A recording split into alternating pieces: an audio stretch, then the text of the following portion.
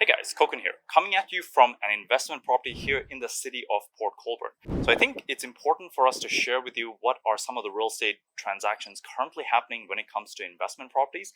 I know there's a lot of fear in the market and fear in the media when it comes to investing in real estate, but here is a project that a client of Ryan's actually purchased in the city recently, so in the last couple of months. So Ryan, tell us a little bit about this deal, how it came together, and what was the thought process behind this purchase by your investor? For sure. So my investor client, he came to me back at the beginning of the year. He was going to be looking for something that was either going to be a duplex or could be easily converted into a duplex.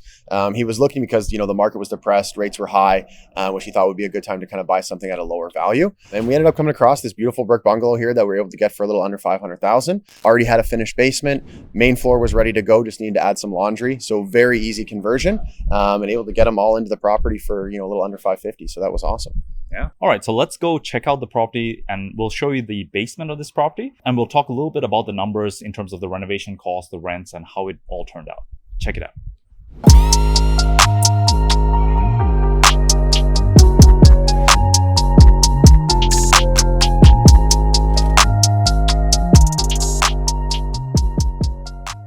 All right. So we're here inside the basement of this brick bungalow. So Ryan, tell us a little bit about the numbers. So he's been able to rent out the upstairs. The downstairs has been fully done in terms of getting it ready to rent out. Talk us through how the numbers look like on this deal. For sure, yeah. So we were able to get this place for $490,000. I believe he put a little under $50,000 into it. So I know he was all in for under $550,000. I don't know the exact number there, but all in for under $550,000. Upstairs is rented for $1,750 plus utilities, and hoping to get $1,600 plus utilities for the basement down here. Awesome. And you were saying to me earlier that there was actually a little bit of an appraisal issue on this property on the purchase. You would think at this lower price you should be good, but tell us what happened. Yeah, for sure. Yeah, it's funny sometimes how appraisers that may or may not be from the area are discounting things accordingly. So there's actually a few sales on the street just north of here, and they were all in the $550,000 to $560,000 range.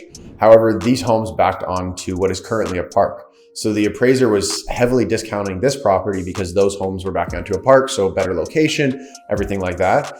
However, that park is actually being turned into an apartment building, which apparently the appraiser didn't know or didn't want to acknowledge. So when we got this back, he sent it over to me. We ended up kind of going through this. I was like, oh, I know this project. We ended up sending the project plans over to the appraiser, had to argue with them a little bit, get somebody else to come back out, but ended up actually getting the appraiser to come back in. Yeah, I think that's a very valuable lesson of you don't just want to accept what an appraiser says. Just because they're the expert in their field, there are things that they miss. They're, same as everyone else, spending a couple of hours per property when they're doing appraisals. So when you have some insight into the area, you can provide some documentation, some proof, because you own a property in this area. Yeah. You've been following what's been happening. I've been following that project because I own a property on that street. And yeah, so I've been very kind of in the know of that project just because I want to see how it goes out for my property and my property value. And obviously kind of helped out my client in this situation. So Perfect. So you were saying $1,750 upstairs, potentially $1,600 down here, in it for about $550. So cash flow numbers on a deal like this actually may not be that bad, even with these higher interest rates. Yeah, and he got it 2 rate hikes ago. So rates were a little bit lower than when he purchased it. And prices have stayed pretty constant. So that's obviously good for him. And he's going to be bringing in, we're not talking thousands a month in cash flow here, but he's going to be net positive even after a property manager and, paying all his bills. So yeah, no, that sounds pretty good.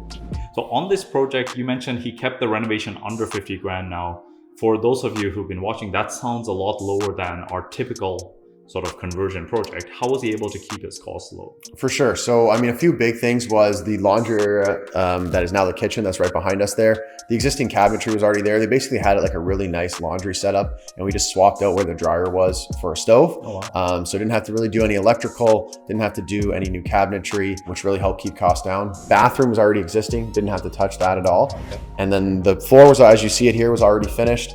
This room was already finished. So a lot of the drywall was done. A lot of the flooring was already done. We had to do very limited of those things that are major renovation costs.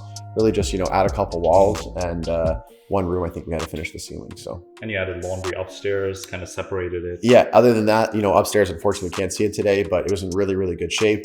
Family home. They did some updates throughout the year. So we just had to basically add laundry to make it a really nice 2-bedroom unit. Perfect, perfect. Now, if you want to see a full video walkthrough, check out Ryan's channel. I'll have the link in the description once the video is ready, and you'll be able to see Ryan, take you through a walkthrough of the property and describe all the little details about this particular property. Hope you enjoyed this video. If you're interested in learning more about investing in the Niagara region, click the link in the comments below for our beginner's guide to investing in the Niagara region. And until next time, all the best.